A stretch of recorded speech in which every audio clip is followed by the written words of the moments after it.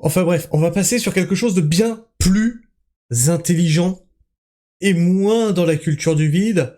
On va retrouver notre copine qu'on avait découvert et qui commence à monter en abonnés, Lola Stinglife, qui va nous parler. Alors j'ai pas encore regardé la vidéo.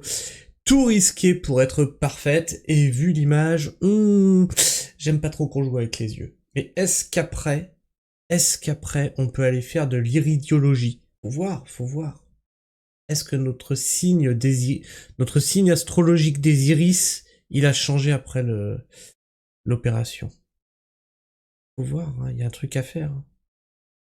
I have a question about eye color surgery, and I mean no disrespect to these patients, no disrespect to a little disrespect to these doctors, actually. Because why are they always picking the most unnatural? This is scary. Après les lèvres XXL, les BBL, les nez refaits, les mâchoires carrées.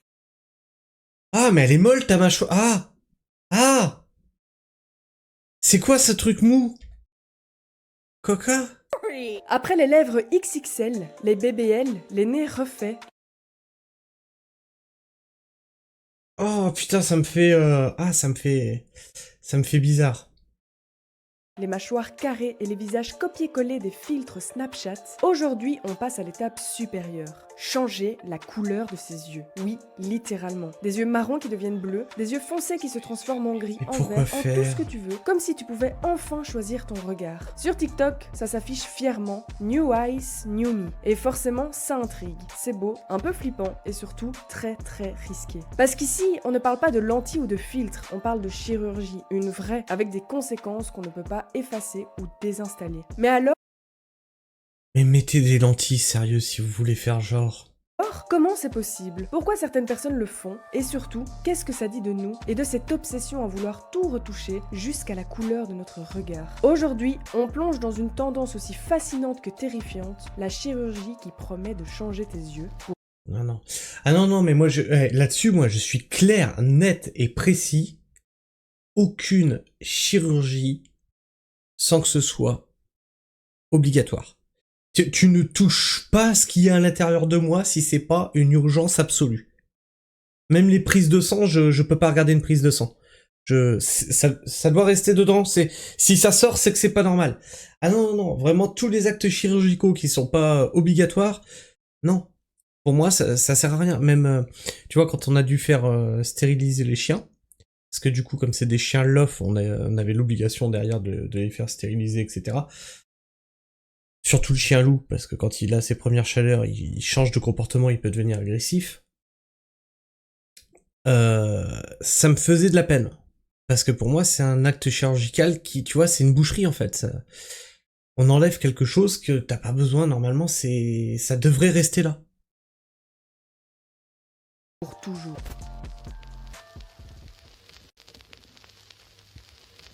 Bonjour les amis et bienvenue dans cette nouvelle vidéo, je suis trop contente de vous retrouver aujourd'hui pour un nouveau sujet. Ça faisait hyper fort longtemps qu'on n'avait pas parlé de chirurgie esthétique et aujourd'hui on revient avec un sujet les amis, assez intriguant je dois dire. Avant de commencer, vous le savez, n'hésitez surtout pas à vous abonner, surtout si c'est pas la première fois que vous passez ici. Ça me soutient énormément, ça me fait plaisir et je vous en remercie d'avance. Aujourd'hui je suis un peu malade donc j'espère que ça s'entend pas trop, mais promis ça va Non, t'inquiète, ça s'entend beaucoup moins que Jerry qui chasse des fantômes. être sympa, donc installez-vous bien, on est parti pour cette nouvelle vidéo. Depuis toujours, les yeux clairs fascinent. Dans les films, les pubs, les séries, même les dessins animés, les beaux, les gentils ou les personnages principaux ont très souvent les yeux bleus ou même les yeux verts. C'est devenu un symbole de beauté, de douceur, de mystère, bref, c'est vraiment tout un mythe. Mais ce mythe J'ai vu des zombies avec des yeux blancs, c'était pas les gentils de l'histoire, hein.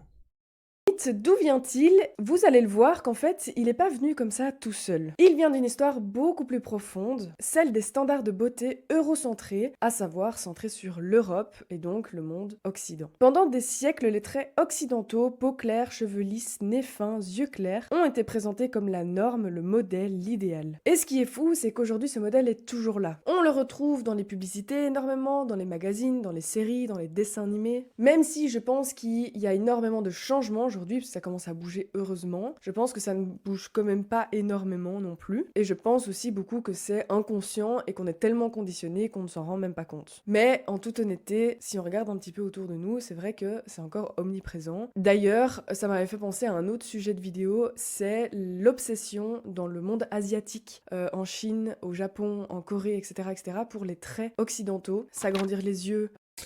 Alors ça date pas d'hier, hein. Même pour la culture occidentale, il y a beaucoup de mangas qui reprennent d'ailleurs les uniformes, etc. Enfin, les uniformes fantasmés par les Asiatiques de nos anciens soldats, etc. Si tu regardes dans certains mangas, tu vas retrouver certains trucs comme ça, tu vois. Et ouais, c'est vrai que autant l'Occident kiffe les Asiatiques, autant les Asiatiques kiffent l'Occident. C'est un truc de ouf, hein.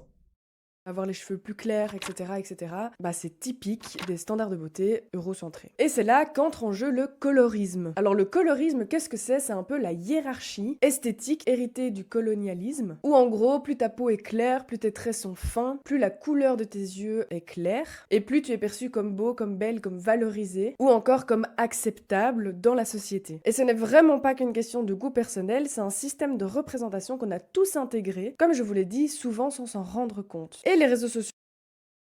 Bah, ça a pas toujours été ça. Parce qu'à un moment, la grande mode, c'était les bronzages, machin. Plus t'étais bronzé, plus c'était esthétique, plus c'était beau. Donc plus ta peau était foncée, plus c'était... Enfin, c'est moi qui hallucine ou... Il y a bien eu cette mode-là. Les cabines de bronzage, etc. pour justement l'esthétique. N'ont fait qu'enfoncer le clou. Les filtres qui blanchissent légèrement la peau, qui lissent les traits et qui, bien sûr, éclaircissent les yeux. Et le tout sans jamais le dire. Et petit à petit, tu vas t'habituer tout doucement à cette version filtrée de toi-même, qui est plus lumineuse, plus instagrammable, où t'as les pommettes un petit peu plus roses. Et quand tu coupes ton téléphone, quand tu coupes le filtre et que tu vas te regarder dans la glace ou sur une photo, ben tout d'un coup, ton image te paraît beaucoup plus fade et beaucoup moins belle. Et du coup, j'ai fait une photo une fois avec mon téléphone, j'ai pas compris, il a mis des filtres automatiques ou je sais pas quoi, j'avais des espèces de yeux de fille, le front tout lisse et tout, j'ai fait c'est quoi ce bordel? Je mets aucun filtre, c'est l'appareil photo de base quoi, j'ai rien mis quoi.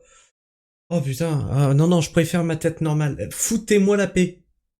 forcément, il y a certaines personnes qui se disent quoi? Si je pouvais finalement vraiment ressembler à cette version de moi-même. Et d'ailleurs, ça a été le gros souci en chirurgie esthétique de toute l'épidémie des filtres Snapchat, en fait, quand Snapchat est devenu hyper fort à la mode, des femmes ne se voyaient plus que par les filtres Snapchat, et donc c'est comme ça aussi que ça a renforcé cette mode d'avoir des lèvres un peu plus grosses, d'avoir les pommettes plus prononcées, d'avoir les joues plus creuses, etc.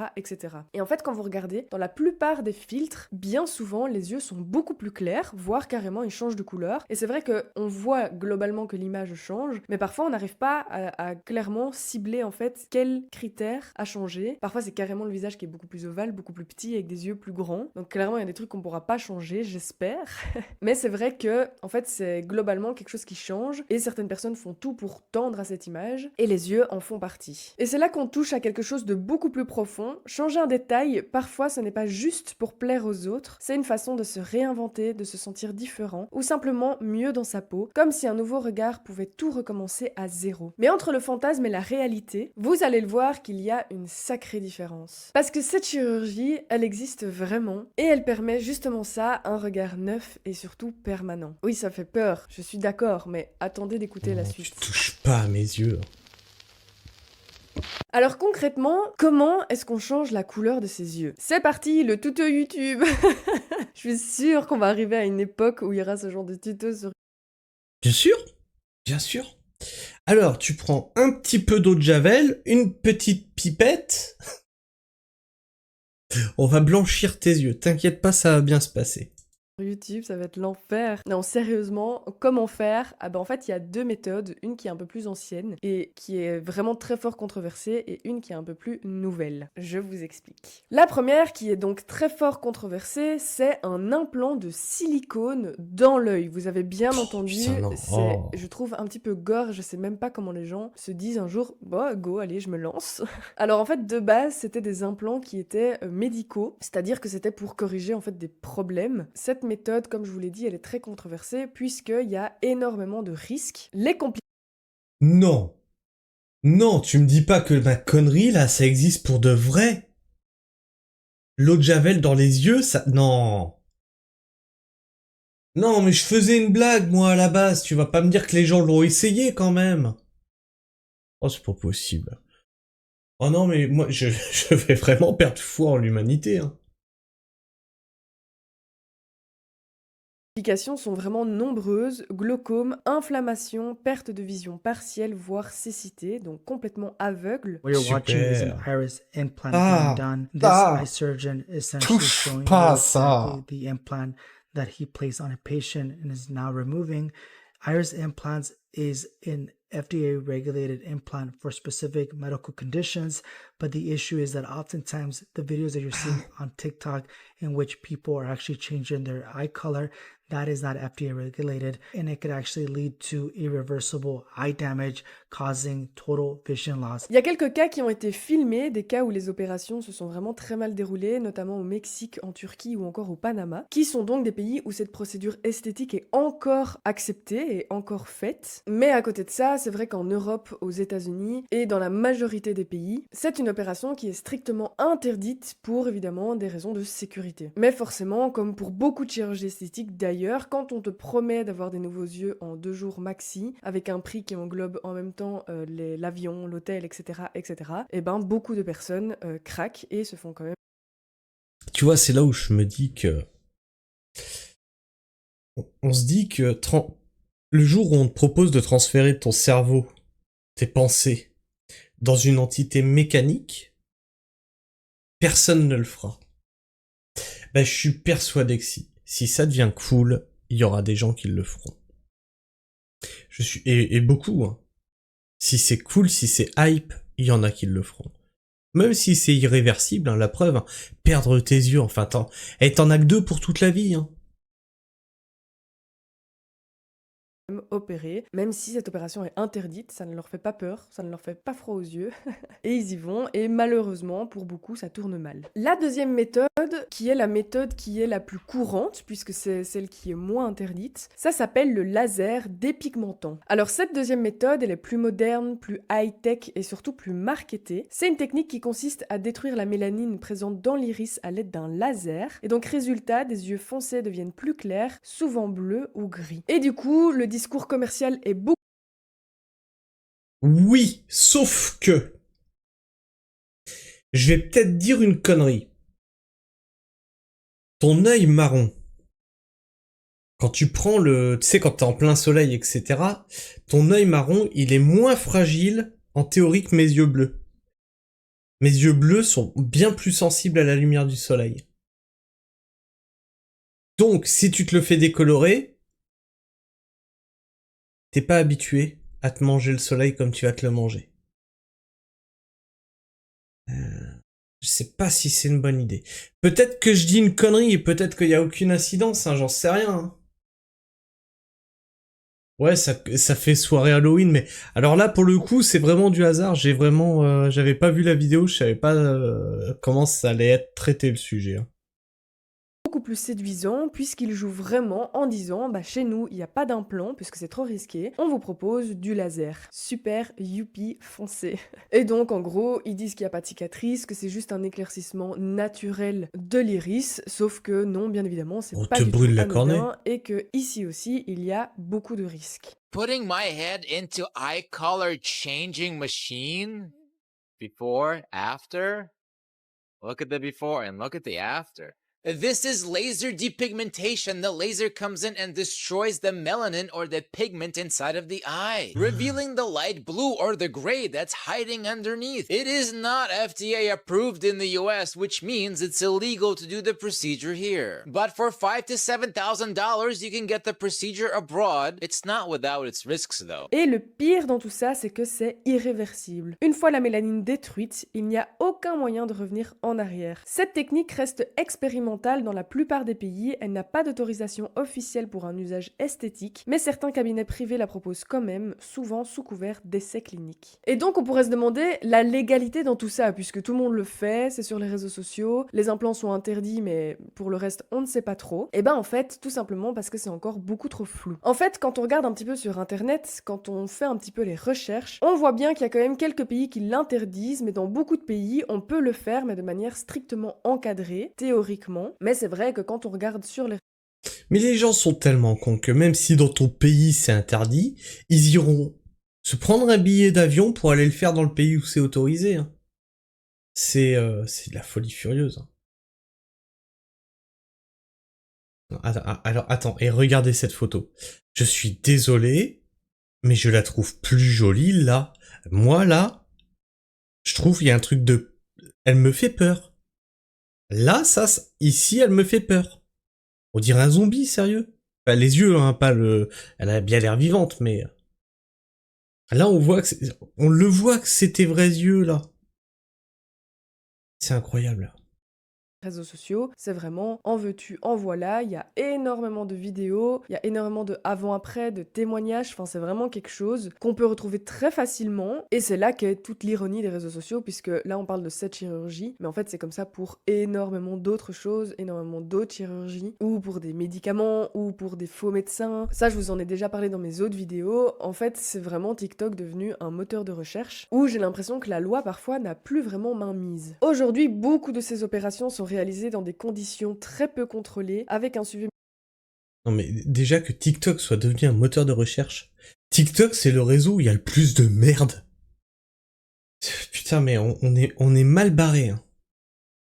Médical quasi inexistant, puisque beaucoup de gens partent à l'étranger et donc n'ont pas de suivi, puisque forcément quand on va au Mexique pour se faire ça, on revient en France ou en Belgique. Comment on peut suivre, même par visio, je veux dire c'est impossible. Et donc tout ça augmente encore plus les risques, avec du coup beaucoup plus de complications et des résultats qui sont parfois catastrophiques. Mais le plus fou dans tout ça, c'est que malheureusement beaucoup de gens veulent quand même le faire, beaucoup de gens le font quand même, et on se demande pourquoi. C'est vrai qu'encore une fois, que dans les autres vidéos où je parle de chirurgie esthétique, c'est la même chose, il y a énormément de risques, mais cette envie de chirurgie esthétique et l'influence que la société et les réseaux sociaux ont sur nous est bien souvent beaucoup trop influente et n'arrête pas les gens qui veulent se lancer. Quand on parle de ces chirurgies à des professionnels, les médecins sont vraiment catégoriques, c'est dangereux, voire très dangereux. Les ophtalmologues, un peu partout dans le monde, tirent la sonnette d'alarme. Non mais ça se voit que c'est pas des yeux naturels. Voire très dangereux. Les ophtalmologues, Mais ça se voit. un peu partout dans le monde, tirent la sonnette d'alarme. L'œil, c'est un organe hyper délicat. Ce n'est pas fait pour recevoir un implant ou un laser. Ouais, c'est ça, pour des Walking raisons Dead, hein, esthétiques. carrément. L'American Academy of Ophthalmology a publié plusieurs alertes. Les implants d'iris peuvent provoquer des glaucomes, comme je vous en ai déjà parlé, des inflammations chroniques, des lésions irréversibles de la cornée, voire une perte partielle ou totale de la vision. Et même après... Déjà, rien que les lentilles, moi ça me faisait marrer quand j'étais gamin, les lentilles de contact, là tu pouvais me faire des yeux de chat, des yeux rouges, etc. Quand j'ai appris que tu pouvais avoir des problèmes à la cornée avec les lentilles, ça me faisait beaucoup moins marrer. J'ai jamais voulu en mettre de ces trucs-là. Jamais. Le retrait, les dégâts peuvent rester, que ce soit pour des petites infections, que ce soit pour des problèmes un peu plus sérieux, voire vraiment une perte de vue, comme je vous ai déjà dit. Bref, c'est vraiment le rêve de changer de regard qui se transforme très souvent en cauchemar médical. Et c'est là que tout devient plus complexe, parce qu'il y a une vraie fascination derrière ce geste, celle de se réinventer, de se libérer d'une insécurité, de se sentir unique, mais aussi une immense désinformation. Beaucoup ne savent pas que ces techniques sont interdites dans la plupart des pays et qu'aucune autorité de santé n'a validé cette opération. Ici, je vous ai déjà parlé de chirurgie esthétique, d'injections dans le visage, je vous ai parlé des lèvres, je vous ai parlé du botox, je vous ai parlé de plein de choses, et à chaque fois je vous ai parlé aussi un peu de l'envers du décor, de tous les risques que ça comporte. Et ce qui est fou, c'est qu'à chaque fois, les gens ne savent pas, il y a beaucoup trop d'informations qui manquent. Le seul repère là-dedans, c'est vraiment les réseaux sociaux, les influences, les personnalités qui véhiculent énormément tout ça, et aussi beaucoup les médecins, les... Puis ça, c'est toujours un problème, hein, c'est qu'on va aller écouter des influenceurs qui, pour certains, sont idolâtrés par des jeunes, Et ils iront pas écouter des médecins. Ils iront pas écouter du personnel soignant. Parce que déjà, le discours est plus technique, plus chiant, moins fun. Putain. On en est à un niveau, proche d'idiocratie, quoi. Il te faut du fun, il faut de l'amusement, machin et tout. Puis tu crois celui qui est le plus populaire, plutôt que de croire celui qui a le discours le plus factuel, en fait. C'est pas parce qu'il est populaire qu'il a raison. C'est flippant, hein, sérieux, cette société. Professionnels de santé qu'on voit énormément sur les réseaux sociaux, notamment sur TikTok. Et en fait, c'est là qu'on peut voir à quel point les réseaux sociaux peuvent être vraiment terriblement dangereux. Ce qui est vraiment terrible aussi, c'est de se dire que l'insécurité de notre image dans la société prend tellement de place que parfois la sécurité et la santé, souvent même, passent complètement après. Je pense qu'aujourd'hui, avec les réseaux sociaux, avec les photos, les vidéos, parce que tout aujourd'hui est photo et vidéo, même quand on va boire un café avec notre copine, on fait quoi? On prend une photo de notre café, on prend une photo de notre copine. On se rend pas compte à quel point en 2025, tout passe énormément par notre image, à tel point Oh, qu'on mais je suis d'accord avec toi, hein, faut tout prendre en photo. Hein. Tu vas au chiottes, tu prends en photo ce que t'as fait dans la cuvette. Non, maintenant, faut tout prendre en photo. Hein. Attends, tout est instagrammable. À quand un filtre pour la... hein. Quand tu vas à l'urinoir aussi. Là, non, faut la faire belle. à mettre sa santé en danger, à perdre la vue, à avoir de vraies complications qui peuvent nous coûter la vie, juste pour une image sur les réseaux sociaux. C'est vraiment terrible. The issue with that is that the iris is an important structure that gives us our color, but if people who don't have any issues with their iris actually get this iris implant, it could cause eye damage, and we've seen cases of that happening to individuals. But often people are gonna either not know about these complications or ignore these complications because they want their color changed. Surgery is not something that could be easily done. Surgeries have their own complications. Puisqu'en plus de ça, les yeux, moi je trouve que c'est vraiment le miroir de l'âme, c'est magnifique une iris. Là quand on voit un petit peu comment c'est fait les implants. Je suis assez d'accord avec ça, c'est le miroir de l'âme, tout ça. Mais c'est tellement sensible. Et c'est tellement précieux. Comme les oreilles. Ça fait partie d'un de nos sens qui est vital. Que tu ne touches pas à ça. Quand on voit les avant-après, on voit que l'œil a perdu totalement son empreinte et la beauté de l'iris. C'est tellement notre identité, et là je trouve que c'est terrifiant en fait de se dire que ça va aussi loin que ça. Ce sera quoi la prochaine chose? Ce qui est triste aussi, c'est que à force de toujours vouloir faire de la chirurgie esthétique pour essayer de se démarquer ou d'être unique entre guillemets, on va finir par au final tous se ressembler. Aujourd'hui on peut tellement répondre à chaque standard de beauté que au final on va tous être les mêmes, avec la peau claire, avec les yeux bleus, avec une grosse bouche, avec des cheveux lisses, avec... Et ça, rappelez, on en a parlé, c'était hier, sur justement du porno, non, c'était avant-hier, du porno un peu partout sur les réseaux, etc. Où je vous disais, mais en fait, maintenant, tu regardes les filles, elles se ressemblent toutes. Elles ont toutes la même forme de visage, elles étaient blondes toutes les deux, on aurait dit des sœurs jumelles, quoi. Enfin, c'est dingue à quel point les réseaux sociaux ont standardisé l'humain. C'est un truc de taré, hein.